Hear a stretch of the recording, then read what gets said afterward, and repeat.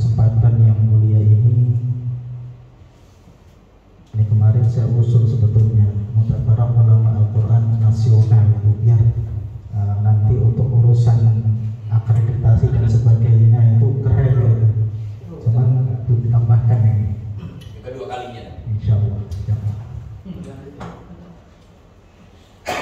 Selawat kepada junjungan kita Nabi Muhammad sallallahu alaihi wasallam. Allahumma shalli wa sallim wa barik alaihi. Alhamdulillah, pada kesempatan hari ini kita semua bisa berkumpul di tempat yang mulia ini. Ini diawali dari obrolan-obrolan yang sebetulnya dibilang ringan juga tidak ringan gitu ya. Ketika Syekh Ghazali pulang dari daurah di Madinah Munawwarah, kemudian saya juga berkesempatan untuk mewakili PTIG ada daurah Al-Quran Intensif Internasional di Turki. Maka seolah-olah kita itu kayak baru menemukan hal-hal yang tidak sesuai dengan kebiasaan-kebiasaan kita. Dan ternyata kalau kita belajar lagi dengan syekh-syekh dari negara lain, pasti kita juga akan menemukan hal-hal yang secara praktis berbeda. Tapi kalau secara ilmiah saya yakin nggak ada perbedaan. Karena misalkan membahas matan Jazari atau Muqaddimatul Jazari, kitabnya sama, tapi sangat memungkinkan bahwasanya di dalam pembahasannya ada hal-hal yang mungkin belum pernah kita dengar, atau karena ada sesuatu yang mungkin kita belum pernah menerima hal tersebut. Maka penting kemudian kita konfirmasi dan kemudian kita bahas apakah itu kemudian layak untuk dipakai atau hanya berada di dalam tataran keilmuan gitu. Dan yang menjadi poin penting adalah semakin luasnya wawasan kita tentang Al-Quran, bagaimana cara membaca Al-Quran. Awalnya juga ketika saya dikirim ke Turki, wah kamu ngapain belajar ke Turki, mestinya orang Turki belajar ke kamu.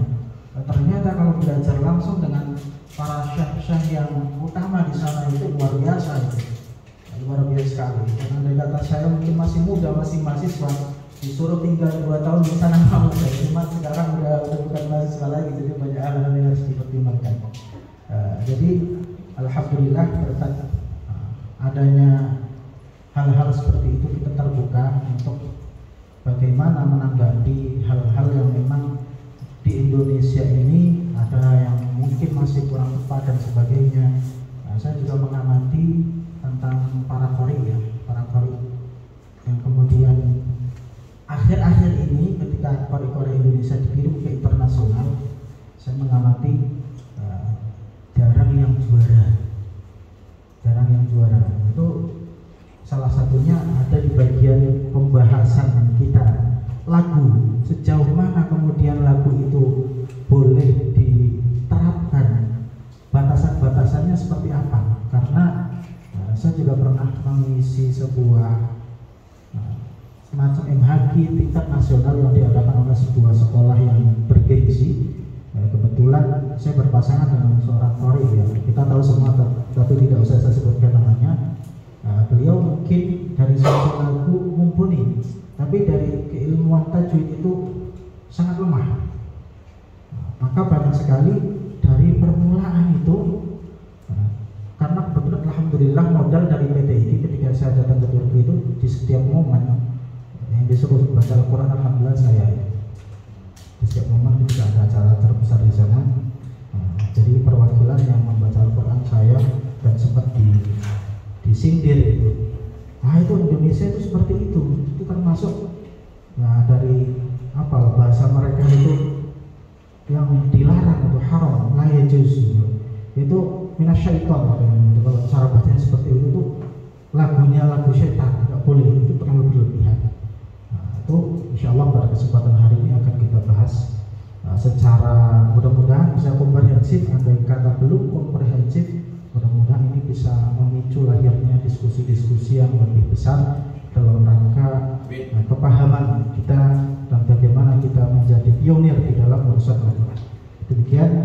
kami sampaikan. Wassalamualaikum warahmatullahi wabarakatuh. Assalamualaikum warahmatullahi wabarakatuh. Waalaikumsalam warahmatullahi wabarakatuh. Bismillahirrahmanirrahim. Alhamdulillah alladzi faddalana bil Qur'ani 'ala al-umami ajma'in. Wa huwa alladzi 'allama al-Qur'ana khalaqal insana 'allamahu al-bayan.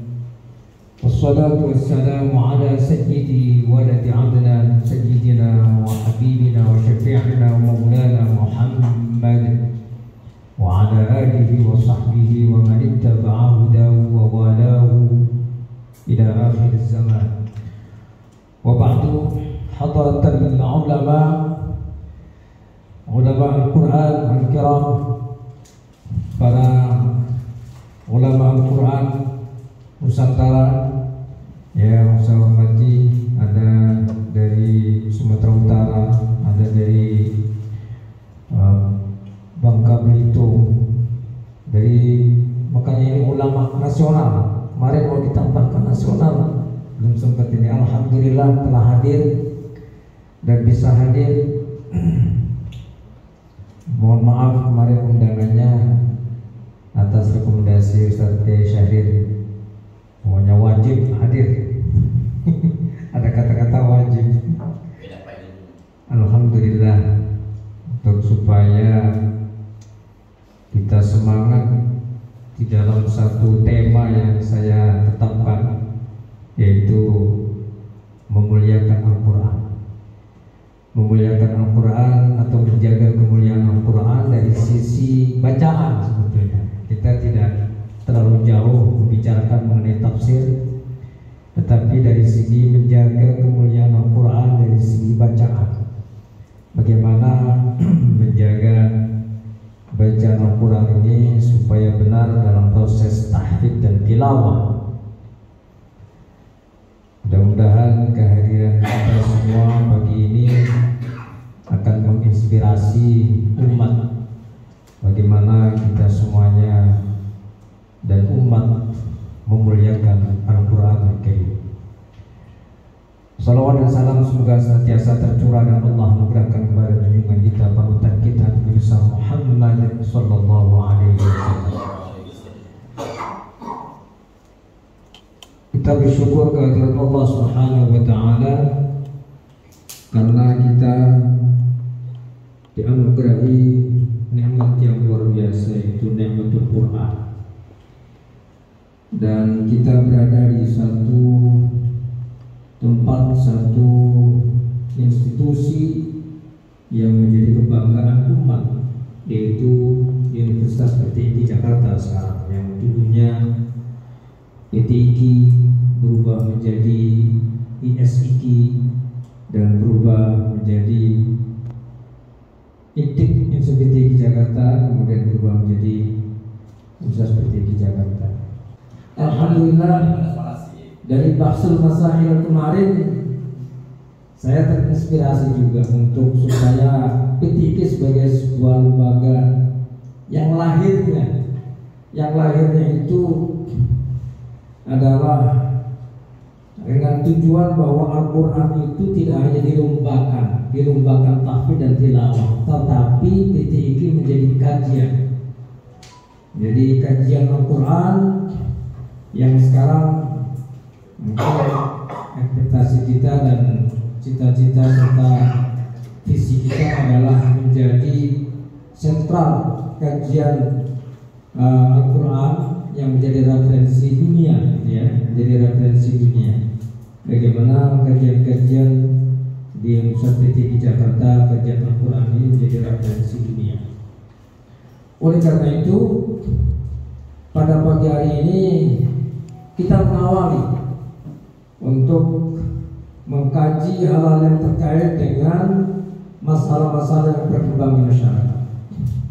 Masalah-masalah yang diantaranya saya tuangkan ada 9, tetapi sesungguhnya bukan, tidak hanya 9 itu, banyak sebetulnya, banyak. Di antaranya yang sudah saya rencanakan sejak lama itu adalah kita ingin memberikan kontribusi kepada LPTQ tentang ahkamul waqf wal ibtida. Jadi wakaf dan ibtida salah satu kriteria di dalam penilaian MHQ As-Shahah yang seringkali terjadi perbedaan di sana ketika peserta mewakafkan kemudian memulainya dari mana. Nah, itu. Kalau soal ahkamul waqf wal ibtida dalam tajwid sudah jelas, ada tam, ada hasan, ada qabih, sudah jelas. Tetapi prakteknya, kemudian yang kedua yang sedang booming dan ngetren adalah masalah sanad. Sanad ini sekarang seolah-olah diobral gitu ya, seolah-olah diobral dalam tanda petik. Kalau dulu kita ngaji di pesantren nggak ada yang bicara soal sanad. Nah ini yang kita bicarakan, sanad wa akhwatihi wa ikhwatuha wa akhuhu ya. Sanad termasuk kemarin yang dibicarakan itu at-talaqqi. Ma huwa at-talaqqi? Apa talaqqi dengan online, talaqqi apakah talaqqi itu satu arah atau harus dua arah? Nah, itu kita bicarakan. Talaqqi, kalau talaqqi apakah seperti talaqqinya hadis, riwayat hadis, ataukah talaqqi itu seorang murid harus membaca? Dalam Al-Quran pasti ada perbedaan dalam talaqqi. Dan talaqqi itu ya amrun muhim dan amrun la budda fi qira'at Al-Quran. Kemudian masalah di sini ada dari LPM, Lembaga Pentasih Ushab. Saya sering kritik di situ ada tanda wakaf yang menurut saya kurang pas. Yaitu al-waqfu aula. Di beberapa tempat saya mengamati kurang tepat. Nah ini menurut saya pada pagi hari ini perlu masukan dan kajian, karena hal ini sangat penting. Karena bagaimanapun MSI itu Mushaf Standar Indonesia pasti menjadi rujukan dan referensi di dalam musabaqah tilawatul Quran. Maka di surat Al-Baqarah katakanlah 156 itu alladzina idza asabatu musibah. Di situ ada tanda wakaf al-waqfu aula. Itu muskil bagi saya. Selama ini saya pikir apa ini? Padahal di situ ada syarat, ada jawab. Jadi banyak masalah yang kita ingin bahas dalam mudzakarah ini, dalam tema atau nama mudzakarah ini. Kami mohon, kami harapkan kepada para asatidz untuk bisa sedikit memberikan poin-poin ilmunya yang terkait dengan masalah-masalah yang sedang berkembang. Nanti mungkin satu-satu kita walaupun nggak tuntas, tapi mungkin ada hal-hal yang kita bisa berikan kepada masyarakat, kepada umat. Dan belum lagi yang tadi disinggung sama Ustaz Agus Perkowi, ya, apa yang didapatkan oleh Ustaz Sarif mengenai apa yang disebut banyak number ya, penekanan dalam melakukan baik itu tartil maupun mujawwad gitu ya. Para asatidz yang saya hormati, itulah sedikit apa yang kami sampaikan sebagai yang speak dalam acara mudzakarah pada pagi hari ini. Dan sekali lagi kita sama-sama membaca surah Al-Fatihah dengan niat kita kirimkan, kita tujukan baca surah Al-Fatihah pada para guru-guru kita, khususnya guru kita Al-Quran dan pendiri PTQ, sebagai rasa syukur kita kepada mereka dan doa kita kepada mereka. Mudah-mudahan Allah Subhanahu wa Ta'ala menganugerahkan kepada kita ilmu yang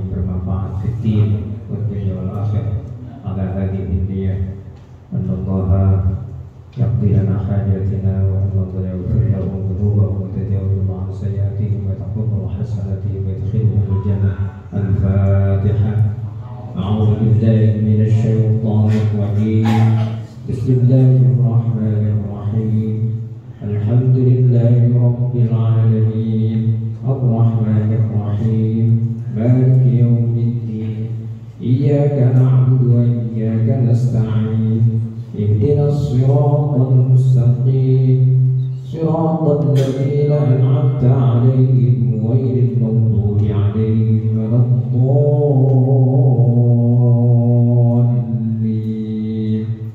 آمين. Assalamualaikum warahmatullahi wabarakatuh.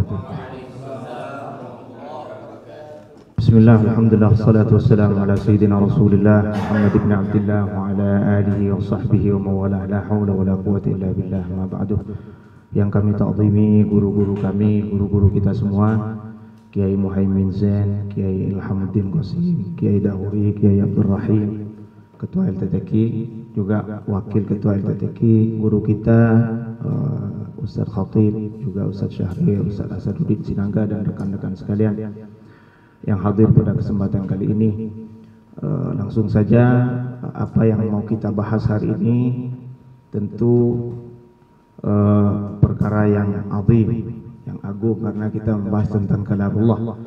Dan yang pasti apa yang kami sampaikan bukan untuk mendegradasi apa yang sudah kita baca kepada guru-guru kita dahulu, karena pada intinya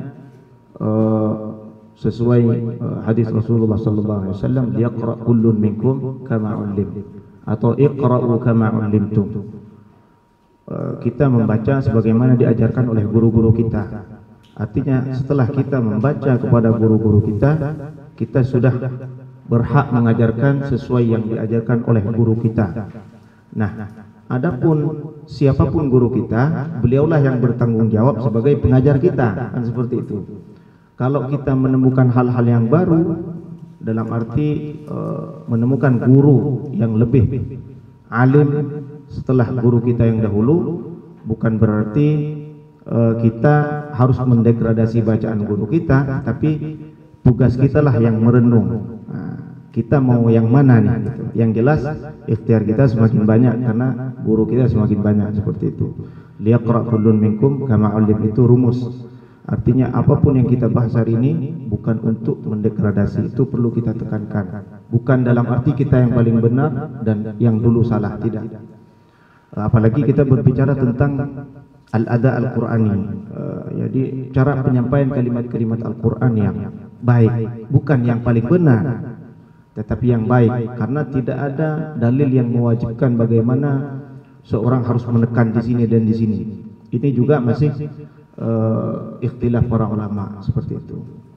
Kemudian sebagaimana yang di-share oleh Ustaz Salman tentang apa yang mau kita bahas hari ini, tentang yang pertama al-waqful ibtida.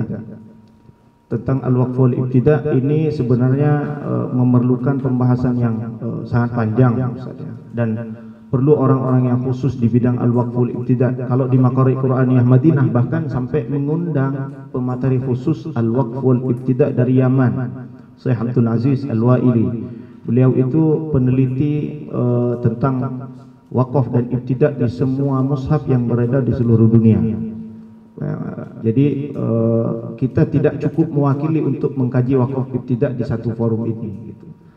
Kalaupun kita mau bahas, maka kita perlu mengundang orang-orang yang mutakhasis di bidang al-waqf wal ibtida. Bahkan kalau kata Syekh Abdul Aziz Al-Waili, kita butuh juga menghafalkan sebagian-sebagian matan untuk mendukung ilmu wakaf dan ibtida ini. Tetapi yang saya tangkap dari beliau, antara mushaf Madinah juga mushaf Indonesia ini, beliau mengkaji bahwa mushaf di Indonesia ini banyak merujuk kepada wallahu a'lam. Jadi urusan mushaf ini Ustaz Khatib lebih pakar saya rasa, karena kata Syekh Abdul Aziz Al-Waili berdasarkan penelitian beliau bahwa wakaf dan ibtida juga tanda-tanda wakaf yang ada di dalam mushaf Indonesia itu banyak merujuk kepada pakar wakaf ibtida Syekh As-Sajawandi.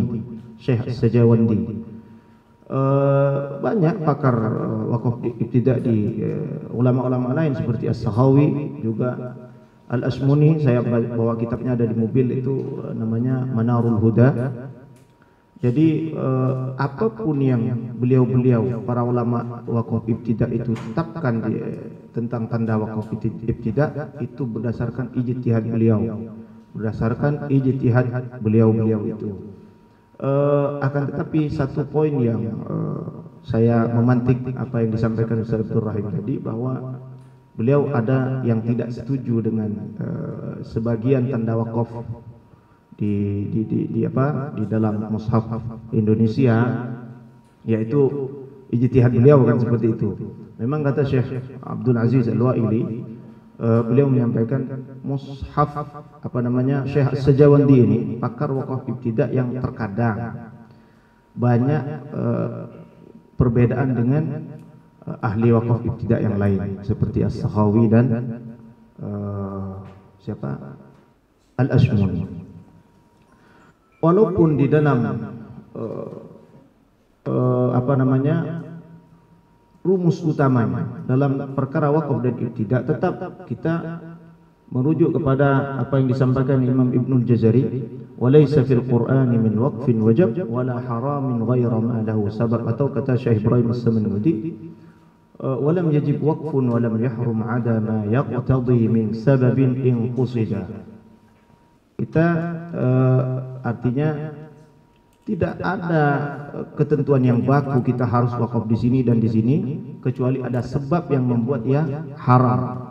Seperti itu. Ibaratnya kalau kita ujuk-ujuk masuk ke dalam kelas, Assalamualaikum, innani anallahu la ilaha illa ana fa'budni wa aqimis salata li dzikri. Assalamualaikum, langsung pergi. Kalau sengaja bisa murtad kan gitu Ustaz. Aku innani anallahu la ilaha illa ana. Dan ini kejadian kemarin ketika pada MTQ Tangsel. Di MTQ Tangsel ada seorang qari yang saya lupa namanya. Saya ditaruh di bidang fasahah di tilawah dewasa. Kemudian ada qari yang membaca ayat itu. Wa ana aqtartuka fastami' lima yuha innani ana Allahu la ilaha illa ana fa'budni. Saya nunggu-nunggu ibtidanya dia dari mana ini. La ilaha illa ana fa'budni, dia ibtidak dari situ. Pasti saya salah. La ilaha illa ana fa'budni. Saya kurangi. Saya satu majelis dengan Ustaz Masrur. Waktu itu. Jadi saya ngurangi gitu. Karena dia ibtidanya salah. Dia ngaku sengaja atau tidak, paham atau tidak, dia ngaku sebagai Tuhan. La ilaha illa ana fa'budni. Saya jawab lasta rabbuna. Enggak, ini bukan Tuhan saya gitu. Lasta rabbuna, lasta rabbi. Itu yang perkara wakaf ibtida kita perlu membahas secara khusus Ustaz. Artinya nanti bikin simposium khusus. Kita undang orang yang pakar betul. Kemudian yang kedua tentang qalqalah. Kata al-fajr saja. Wal fajr. Dia mengaku bahwa dia sudah dapat sanad dari sana sini. Memang Indonesia ini kalau kata Syekh Abdullah Jarullah itu kepala Maqari, Indonesia itu pasar sanad terbesar. Ibaratnya bikin daurah bismillah aja langsung dapat sanad. Itu Indonesia itu katanya. Daurah suratul Fatihah bersanad, langsung semua seaula dikasih sanad, diprintin sanad. Memang, dan semua itu berbayar. Dan bahayanya setelah mereka mengaku dapat sanad, mereka mengajarkan dan mengaku saya sudah dapat sanad. Di masyarakat mereka menyebarkan itu saya sudah dapat sanad. Padahal kalau memang dia sudah dapat sanad dari daurah suratul Fatihah, kalau merujuk kepada liyaqra kullun minkum kama ullim, dia hanya berhak mengajarkan suratul Fatihah dengan sanad itu. Tidak berhak mengklaim semua Quran dia dapat sanad, tidak. Dan memang itu luar biasa ya. Urusan sanad ini dikit-dikit sanad, dikit-dikit sanad, dan seolah-olah yang terpenting itu lembarannya, bukan bagaimana seseorang membaca sama dengan gurunya. Padahal proses mengambil riwayat Al-Quran itu tidak semudah yang mereka klaim bahwa saya dapat sanad ini dan sanad itu. Bahkan kalau kita membaca riwayat Hafiz Tariq Syatibiyah satu riwayat saja 40 hari selesai, itu udah bagus banget itu. Artinya syekhnya udah baik banget, ngasih waktu yang fokus kepada kita, itu luar biasa. Sementara di lapangan belum tentu setiap guru itu memberikan waktu yang cukup buat seorang muridnya. Bahkan bisa bertahun-tahun baru khatam satu riwayat, seperti itu. Jadi itu hanya klaim saja. Padahal yang utama itu bukan kertasnya, tapi bagaimana seorang murid menyamakan bacaannya dengan gurunya. Saya punya tetangga, Ustaz, dia alumni Mesir. Semua yang ibaratnya yang saya dan anak-anak asuhan saya di rumah baca, semua seperti salah. Hanya atas nama dia alumni Mesir. Dan mengklaim bahwa saya udah khatam. Jadi pada saat itu dia men-share videonya Syekh Aiman Suwaid. Kemudian saya baca profil Syekh Aiman Suwaid itu. Syekh Aiman itu murid dari Syekh Ibrahim As-Samenudi. Di saat yang sama beliau juga membaca kepada Syekh Yunus. Di saat yang sama beliau membaca kepada Syekh Sayyid Amir Uthman, kepada Syekh Muhyiddin Al-Qurdi dan lain sebagainya. Kemudian jadi Syekh Aiman itu sanadnya nazil, kalau istilah orang sana sanadnya ali lah. Kalau kita hitung sanadnya Syekh Aiman itu dari gurunya sekitar 30. Jadi posisi beliau di 29, murid beliau 30. Kemudian orang itu mengklaim, saya alhamdulillah sudah ngaji sama Syekh Aiman. Sementara bacaan yang mengklaim bahwa dia sudah ngaji khatam kepada Syekh Aiman, atau walaupun ngimamin saja, saya sering mufarokoh. Karena apa namanya, dia jali itu. Bukan. Ya boleh jadi, boleh tidak ya. Iyyaka na'budu wa iyyaka nasta'in. Alumni Mesir. Ya kalau di Mesir cuma jualan tempe ya tetap aja nggak ada gunanya gitu. Walaupun di Mesir markas para qurra kan gitu. Jadi tetap bagaimana mengukur bacaan seseorang udah dapat sana dari sana sini, tinggal lihat dia udah sama apa belum sama gurunya kan begitu. Baik, itu yang kemudian bila membahas tentang al-fajr, kita bahas dari segi qalqalahnya dulu. Wal fajr. Qalqalah sebagaimana kita tahu ini tidak perlu kita perpanjang pembahasannya. Tetapi saya kutip perkataan Syekh Ibrahim As-Samenudi. Syekh Ibrahim As-Samenudi ini Ustaz guru dari Syekh Mahmud Al-Husari, guru Syekh Mustafa Ismail, guru Syekh siapa namanya Siddiq Al-Minshawi dan muqri'in kibar dunia gitu. Jadi kata beliau wa qurribat li fathi makhraji. Qurribat li fathi makhraji 'ala al-aula thabat. Jadi qaul yang paling rajih kata beliau, pengucapan pantulan qalqalah itu kepada fathah. Qurribat li fathi makhraj. Qul huwallahu ahad, Allahus samad, wal fajr.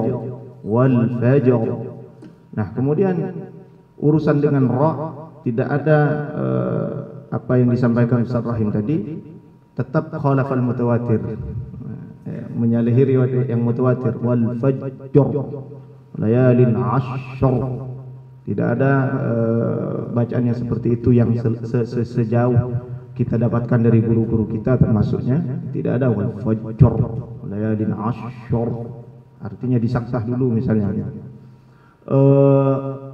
Bila kembali kepada hukum ra itu sendiri, di semua literatur kitab tajwid mengatakan tetap ar-ra itu bitakrir, dengan getaran. Tidak ada satupun rujukan kitab manapun yang mengatakan ra tidak bertakrir. Wallam warran harafa wa kurrirat, lam itu inhiraf, ar-ra kurrirat yakni bitakrir, warra wa bitakririn kalau kalam matan jazariyah, dan semua literatur tentang ra. Walaupun Imam Ibn al-Jazari mengatakan wa akhfi takriran idza tashaddadu, Artinya hati-hati mengucapkan ra, ringankan wa akhfi takriran, takrirnya ra ketika dia bertasydid. Tetapi bertasydid tetap lebih kuat daripada ra yang tidak bertasydid. Di saat yang sama ini digunakan oleh sebagian mukri yang tidak mau menggetarkan ra-nya. Dia berdalih, bukankah Imam Ibnul Jazari mengatakan akhfi takriran idza tushaddad? Sahih. Tapi di saat yang sama Imam Ibnul Jazari juga mengatakan walaisatit tajwidu bihasramatir ra'at walaisatit tajwidu bitatninin nunat wala bihasramatir ra'at. Nun itu apa namanya, tidak boleh tatnin. Ar-Rahman apa namanya, kafirun, itu tatnin namanya. Tidak seperti itu kata Imam Ibnul Jazari. Juga bukan hasramahnya ra. Apa itu hasramahnya ra? Mengucapkan ra tanpa getaran sama sekali. Kata Imam Ibnul Jazari, yambu bihal lisan marratan wahidah. Nyentuhnya sekali aja, tetapi tetap dia ada getarannya. Wala bihasramatir ra'at. Ar-Rahmanir Rahim. Bukan Ar-Rahmanir Rahim. Ar-Rahmanir Rahim. Itu setengah ra setengah waw. Bahkan kalau tidak hati-hati bisa jali kepada waw, bisa berganti kepada waw. Jadi ini kemarin ada yang mengkritik di subdit Kemenak itu kan ada yang rekaman saja. Jadi ada yang mengkritik tapi jarak jauh, sayangnya jarak jauh gitu, tidak langsung. Jadi ra-nya itu salah, langsung diklaim bahwa itu salah. Ar-Rahman, Ar-Rahmanir Rahim. Ar-Rahman, tapi tidak boleh juga apa namanya berlebihan. Ar-Rahmanir Rahim tetap salah, itu takalluf. Artinya wa akhfi takriran idza tushaddadu itu Imam Ibnul Jazari tidak mengatakan wa alghi takriran, buang itu, hilangin getarannya ra ketika bertasydid. Tidak mengatakan seperti itu, tapi menunjukkan tawassutul amr. Ambil ra yang pas. Dari mana yang pas? Kalau merujuk kepada rukun tajwid ada 5, salah satunya wal akhdhu an afwahi arifiyani, na'khudh an afwahil mutqinin, an afwahi ahli ada, dari orang-orang yang betul-betul ahli di bidangnya, seperti itu. Jadi itu tentang ra. Wal fajr, Ar-Rahmanir Rahim, Ar-Rahmanir Rahim, tapi tidak Ar-Rahmanir Rahim. Tapi tidak boleh juga Ar-Rahmanir Rahim, itu namanya hasramah. Hasramah. Wal fajr wa layalin 'ashr. Nah, berkaitan dengan ra. Ini sekalian kita mengkaji tentang apa namanya? Ikhfa syafawi dan apa namanya? Iqlal. Berkaitan dengan ra. Ada kalimat-kalimat yang boleh dibaca tafkhim dan pada saat yang sama boleh juga dibaca tipis. Seperti firqin, sudah masyhur. Tetapi kalimat yang lain tidak banyak kita ketahui. Ada yang boleh tafkhim lebih baik tipis. Ada yang boleh tipis tapi lebih bagus tafkhim. Wariqu nahwi yasri asri ahrak al-qitri ma'a nudur. Lafaz seperti yasr, asr, qitr, nudur itu boleh tebal dan tipis, tetapi ahra yakni lebih utama dibaca tipis. Wal laili idza yasri, itu asalnya. Wal laili idza yasr, boleh kita baca wal laili idza yasr. Maka dalam musabaqah kalau ada yang membaca dengan tafkhim dan tipis, tidak perlu kita salahkan sebenarnya. Wal laili, walaupun kita merujuk kepada hukum ra itu sendiri, hukum asal ra, tetapi dalam kalimat-kalimat kata-kata ini itu boleh dua-duanya. Aqsu misra, tidak pada kata misra. Misra yakni misra itu lebih utama tebal. Ini boleh tipis, ada yang misr. Ahsannya misr. Kalau yasr, asr, qitr, nudur di dalam surah Al-Qamar. Fakaifa kana 'adzabi wa nudhur, boleh tipis boleh tebal. tetapi lebih diutamakan yang tipis. Karena apa? Itu awalnya nuduri. Kaifa kana adzabi wa nuduri. Seperti itu. Baik, selanjutnya tentang iqlab dan ikhfa. Saya tidak mau banyak masuk kepada ikhtilaf tentang ikhfa. Yang jelas kalau kata merujuk kepada apa yang disampaikan oleh Syekh Ibrahim Al-Akhdar, kalau kita mau membahas tentang ikhfa dan iqlab, perbedaan furjah atau itbaq, gak bakal habis-habis. Apalagi ada seseorang mukri yang mengklaim bahwa yang furjah itu lebih benar atau yang itu baktab lebih benar. Belum tentu. Artinya semuanya benar, boleh jadi dua-duanya memang sahih. Artinya sama dengan hukum ra' tadi gitu. Boleh tebal, boleh tipis, boleh furjah, boleh itbaq, seperti itu. Tinggal kita jangan sampai mengklaim bahwa yang itbaq tam itu salah, terus yang furjah itu yang paling benar. Belum tentu. Ya, boleh jadi itu memang riwayatnya dua-duanya benar. Jadi kita tidak perlu masuk ke dalam perdebatan yang panjang itu. Kalau ada murid yang membaca dengan itu dengan tutup sempurna, kemudian ada kita termasuk yang membuka sedikit dengan furjah itu, ya tinggal kita kasih tahu seperti itu. Ini boleh dua-duanya seperti itu. Artinya kita tidak perlu termasuk terlalu dalam kepada perdebatan. Nanti ujung-ujungnya terlalu susah, nanti orang nggak mau ngaji seperti itu. Kemudian atau barangkali ada argumentasi yang mau membahas lebih dalam, dipersilahkan nanti dalam sesi diskusi. Kemudian masalah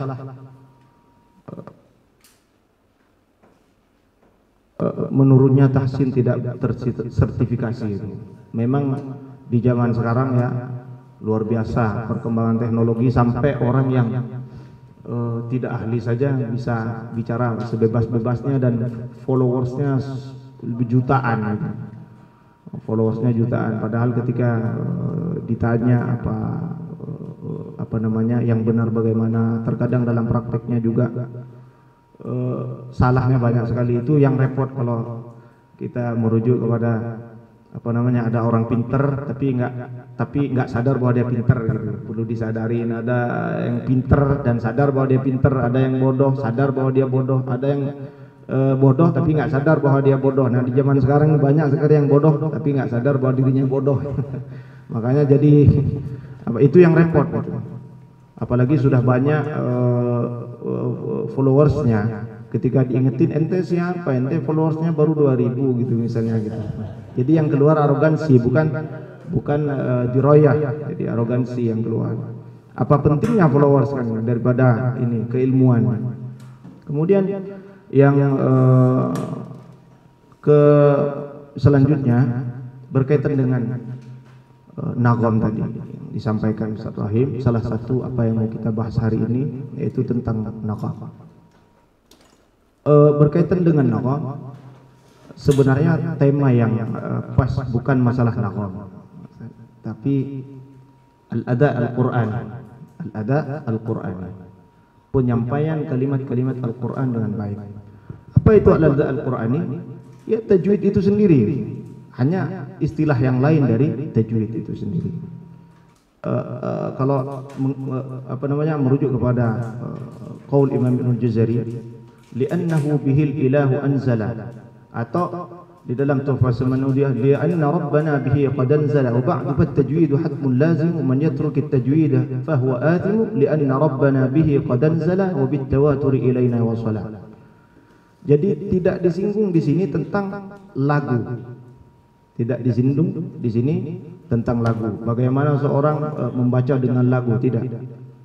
Bagaimana seorang membaca Al-Quran dengan bertajwid. Ini yang disinggung di kitab-kitab. Dimanapun silakan merujuk kepada kitab-kitab tajwid, semuanya berkaitan dengan tajwid, bukan dengan lagu. Itu yang perlu kita tekankan. Apa yang disebut dengan husnul ada? Husnul ada ini yang kita dapatkan, saya ceritakan dulu sekitar 12 tahun yang lalu kalau tidak salah, waktu Ustaz Dahuri Ketua LTTQ. Saya mewakili PTQ ikut MHQ 30 juz yang saat itu dewan jurinya Ustaz Hasanuddin Sinaga dan guru kita Kiai Muhaimin. Di tingkat ASEAN saat itu hadir muridnya Syekh Ibrahim Al-Akhdar sebagai salah satu dewan hakim, Syekh Abdullah Al-Jabbar. Di sela-sela musabaqah itu kita diskusi, saya nanya sama beliau. Karena waktu musabaqah saya membaca dengan ini nagomnya Syekh Hudayfi. Saya kena bel 3, tapi saya juara 1 di ASEAN itu. Yang juara 2 itu mulus. Itu Hairil Anwar, itu ayahnya Hafidhul Dzikri yang peserta DKI sekarang. Pada saat itu saya tanya, bagaimana ketika kita mendengarkan bacaan Syekh Abdurrahman Al-Hudayfi itu kok kayak ada yang membekas, dan di bekas itu kita jadi menirukan bacaan beliau. Misal sebelum berangkat dari rumah kita dengerin Syekh Hudayfi, sampai di mobil kadang-kadang kita masih terngiang-ngiang dengan bacaan beliau, dan itu susah dilupakan rasanya buat saya pribadi ya, buat saya pribadi. Mungkin yang lain punya rasa yang lain. Kata beliau membaca dengan adab yang baik. Beliau membaca dengan adab yang baik, penyampaian yang baik, kata beliau. Nah, artinya kata beliau punya ilmu adab itu sendiri. Saya jadi penasaran, apa sih ilmu adab itu? Saya pengen belajar. Terus terang saya pengen jumpa langsung dengan Syekh Hudayfi. Terus terang. Waktu kapan saya bisa belajar dengan yang ahli di bidang adab ini? Baru kenal dengan baru berkesempatan membaca setelah sekitar 2022 Syekh Abdullah Jarullah ke Indonesia. Saya jumpai beliau pada saat mentahqiq Thayyibatun Nashr, dan beliau pengagum Syekh Mahfud At-Tirmasi, itu ulama yang masyhur, Masya Allah. Beliau dikagumi para qurra di Masjid Nabawi itu, semua menyebut Syekh Mahfud At-Tirmasi itu, kalau melihat orang Indonesia, ente jadi Mahfud At-Tirmasi yang kedua. Itu selalunya motivasi orang-orang sana itu. Mahfud At-Tirmasi, kata beliau, selalu yang disebut oleh para qurra kibarul muqrin. Beliau mengagumi Syekh Yasin Al-Fadani, Syekh Mahfud At-Tirmasi. Syekh Tamim Az-Zu'bi, guru saya itu murid Syekh Yasin Al-Fadani, sempat ngaji sama Syekh Yasin. Maka kata Syekh Jarullah, beliau punya ilmu adab. Akhirnya saya mulai baca kepada beliau 2022. Dari ta'awudnya saya udah salah semua. Seperti yang diceritakan Ustaz Syahril kemarin. Saya ngaji sama Syekh Akhdar semuanya salah. Sama ketika saya baca ta'awud. A'udzu billahi minasy syaithanir rajim. Saya pakai Mahmud Al-Husari. Biar dikira oh ini juara apa gitu kan. Jadi biar dibilang, oh ini Masya Allah, ini suaranya enak gitu kan. Tapi setelah baca ta'awud, Masya Allah, panjang bahasanya. Ente baca Quran kayak apa? Saya kan baca A'udzu billahi minasy syaithanir rajim, dalam rangka biar hamsnya ha itu keluar. Kata beliau, enggak begitu. Apa arti himina, katanya? Apa arti himina? Kok ente menekan pada himinas syaitanir rajim? Jadi kata beliau, dicontohkan, a'udzu billahi minasy syaitan, a'udzu billahi minasy syaitanir rajim. Cerita Syekh Ibrahim Al-Akhdar ketika ngaji kepada Syekh Abdul Fattah Al-Qadhi di Madinah. Beliau dites, karena memang untuk ngaji ke Syekh Abdul Fattah Al-Qadhi langsung talaqi itu katanya tidak mudah, Ustaz. Jadi Syekh Ibrahim Al-Akhdar banyak sekali cobaan ketika mau ngaji sama beliau. Disuruh baca Az-Zalzalah. Idza zulzilatil ardu zilzalaha wa akhrajatil ardu athqalaha wa qala al insanu ma laha Beliau menekan di sini. Wa qala al-insanu ma laha. Disenyumin sama siapa? Syekh Abdul Fattah Al-Qadhi. Senyumnya istihza. Disenyumin tapi bukan senyum memuji, istihza, dihina gitu. Terus disuruh lanjutin aja kan. Bi anna rabbaka awhalaha. Awhalaha. Beliau baca bi anna rabbaka awhalaha. Lagi-lagi senyum katanya. Setelah selesai, kenapa Syekhona kok saya diketawain? Bayangin ente baca liyuraw apa idza zulzilat wa akhrajatil ardu wa qala al-insanu ma laha. Kalau ente menekan wa qala al-insanu ma laha, wa qala al-insan, insan berkata ma laha kepada hartanya. Ma laha. Kalau pemotongan yang benar wa qala al-insanu ma laha, ma laha. Ma laha bukan ma laha. Kalau ma laha berasal dari malun. Tapi kalau ma laha memang begitu tulisannya. Terus bi anna rabbaka awhalaha itu yang dituliskan di dalam Al-Qur'an. Sedangkan ente baca katanya bi anna rabbaka awhalaha jadi hal. Jadi dari penekanan suara itu ada perbedaan makna. Itu kata Syekh Abdul Fattah Al-Qadhi. Tentu sebelum lebih jauh tentang ada ini kita tidak perlu terlalu alergi dengan apa yang berasal dari Saudi. Karena kita tahu Syekh Abdul Fattah Al-Qadhi beliau orang Mesir, beliau Asy'ariyah.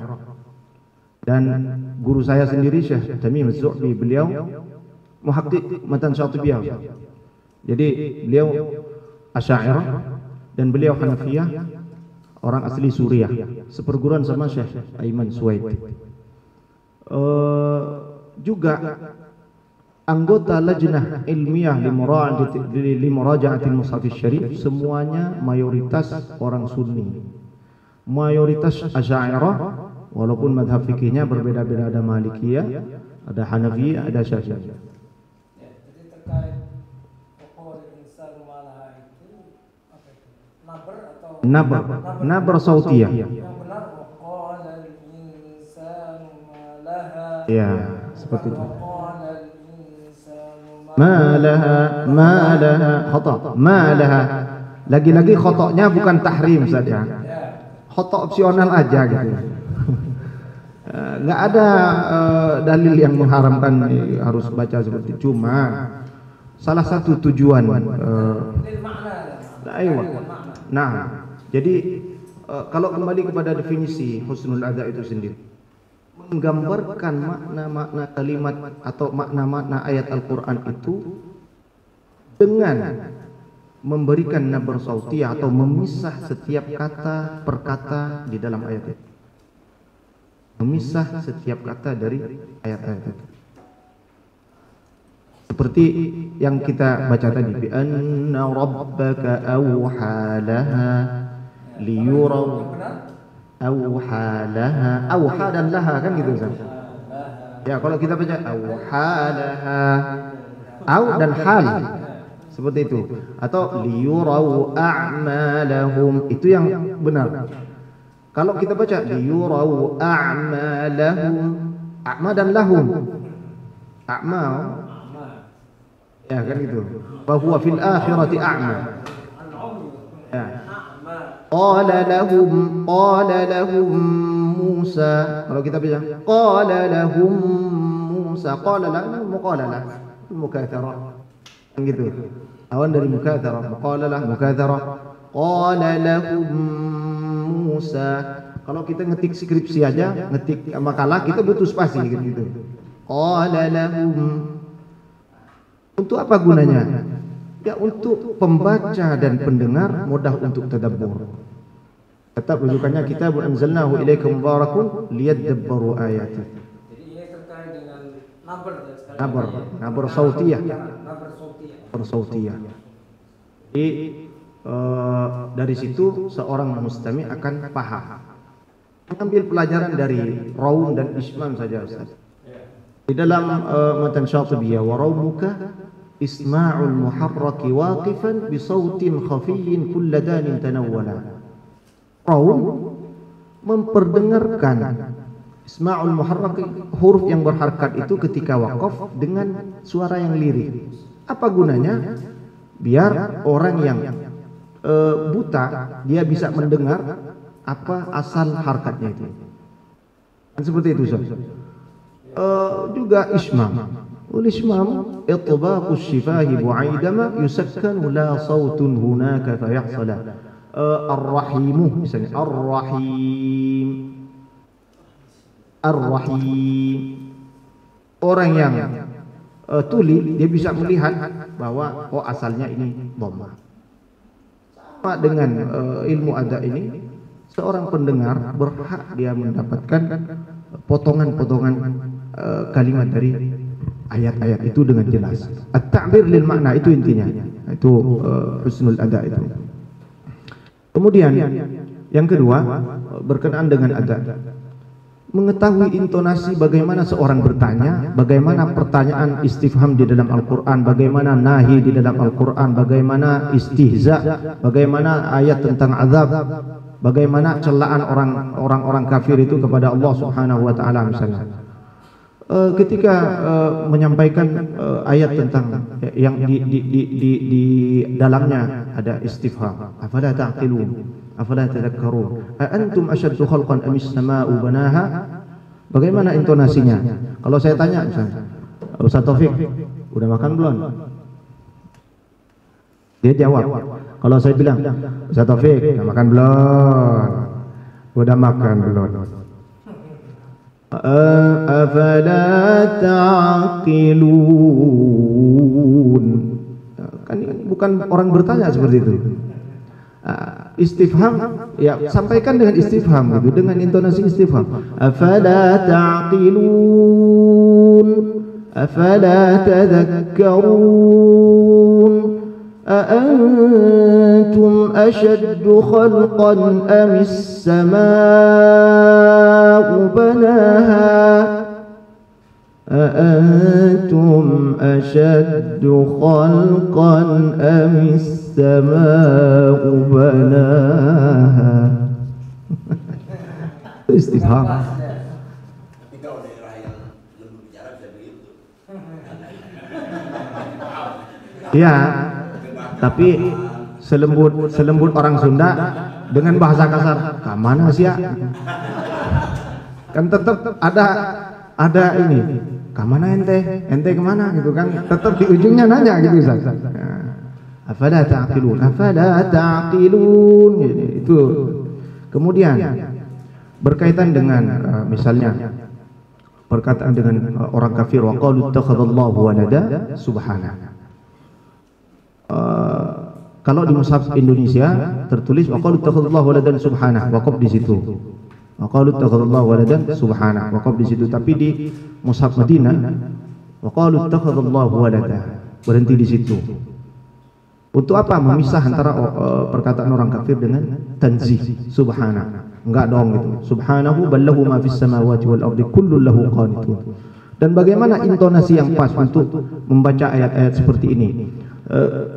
Saya mengutip perkataan Imam Ibnul Jazari ketika seorang qari membaca wa qalatil yahudu Uzairun ibnullah wa qalatin nasara al-masih ibnullah, itu ay yakhfidha sautahu, hendaknya merendahkan suaranya. Qala Ibnul Jazari wa hadza min ahsanil adabi ma'al Qur'an. Jadi dalam rangka untuk apa? Untuk husnul adab kepada Al-Quran itu sendiri. Ini husnul adab. Wa qalu ittakhadallahu walada subhanahu bal lahu ma fis samawati wal ardi kullun lahu qanitun. Dari tanzihnya enggak apa-apa kita kencengin, tapi qalu ittakhadallahu walada dengan rendah. Ada contoh di Imam Nawawi kemarin, Syekh Abdullah Al-Qarafi, Ustaz Aldi ada videonya. Ustaz Aldi ada videonya Syekh Abdullah Al-Qarafi baca qalu ittakhadha ar-rahmanu walada. Beliau baca dengan rendah dalam rangka at-ta'bir lil makna. Qalatil Yahud Uzairun ibn Allah. Orang Yahudi mengatakan Uzair itu anak Allah. Jadi jangan sampai Qalatil Yahud Uzairun ibn Allah. Jadi biar terkesan tidak mendakwahkan itu. Kemudian berkaitan kemarin saya mendengar seorang qari di dalam penutupan pembinaan walahum adzabun alim. Baca di ujung walahum adzabun alim. Ada yang jawab enak banget. Enak banget. Isinya walahum adzabun alim. Walahum adzabun alim. Kayak enak banget dan beberapa contoh yang lain. Adapun lagi-lagi ini tidak untuk mendegradasi atau menyalah-nyalahkan orang yang berlagu tetapi tidak merusak tajwidnya itu sendiri. Tidak membaca dengan ada ini, tidak untuk menyalahkan itu, tidak. Lagi-lagi daripada orang nggak baca Quran ya, daripada kan gitu. Adapun selanjutnya ya ini kunci-kunci husnul ada itu sendiri, ada kata-kata yang sudah pasti dikasih nama. Seperti mina, semua mina, wala, ala, ila, lahu, lana, lakum, bihi, bikum, bihinna dan apa namanya wama dan lain sebagainya. Adapun ya wama utitum wa qalu ma lana la nara rijalan kunna na'udduhum minal ashrar. A'udzu billahi minasy syaithanir rajim. Makanya husnul ada bukan mendegradasi lagu juga, Ustaz, tidak, tetapi membatasi lagu itu karena kata Syekh Ibrahim As-Sam'udi memantik apa yang disampaikan beliau, wajazatil anwamu bil mizan. Boleh berlagu. Enggak ada yang mengatakan enggak boleh berlagu, termasuk kejadian pas Ramadan kemarin. Ada Qari'ah Indonesia yang ditegur Syekh Aiman itu, banyak yang memahami bahwa Syekh Aiman mengharamkan lagu. Tidak, beliau itu berguru kepada Syekh Ibrahim As-Sam'udi langsung. Jadi enggak ada yang mengharamkan lagu itu sendiri. Wajazatil anwam bil mizan, dengan timbangan yang pas gitu. Jangan sampai tajwid dan adatnya itu rusak gara-gara itu sendiri apa namanya berlebihan itu sendiri. Kalau mengutip perkataan Kiai Muhsin Salim, tajwid tetap jenderal, lagu kopral aja gitu. Nah, terus adapun untuk lebih dalamnya tetap ini berkaitan dengan latihan dan mendengarkan langsung dari orang yang ahli di bidang ini. Walaysa bainahu wa baina tarkihi illa riyadatun ri'in bifakkihi, atau wa hakadha riyadatun wal akhdhu an afwahi 'arifih. Tetap dengan latihan dan talaqqi.